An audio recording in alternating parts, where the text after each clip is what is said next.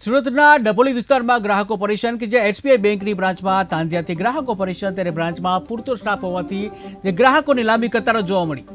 અત્યારે આ એસબીઆઈની ડભોલી બ્રાન્ચ પર છું।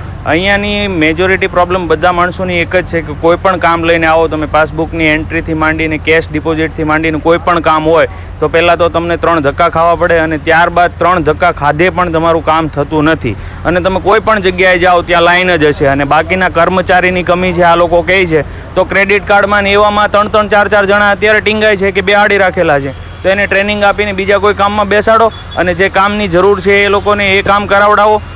મેજોરિટી લોકોને અહીંયા એ જ પ્રોબ્લેમ છે કે એનું કામ ટાઈમે નથી થતું, તો આ બીજા કોઈને નથી દેખાતું અને ઘણીવાર કમ્પ્લેન કરેલી છે પણ એનું કોઈ સોલ્યુશન છે નહીં।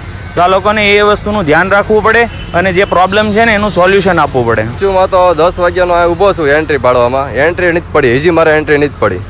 અત્યારે વાગ્યા છે કમસે કમ 11:15 થઈ ગયા છે અને ગમે એ કામ માટે અંદર આવું તો એ કામ થતું નથી, ટાઈમે નથી થતું। 10 વાગ્યે બેંક ખુલે, 10:30 કામ ચાલુ થાય, પછી 4, 4:30 તો બંધ થઈ જાય, એન્ટ્રી જ ન લે આપણે। અત્યારે આ એસબીઆઈની ડભોલી બ્રાન્ચ પર છું।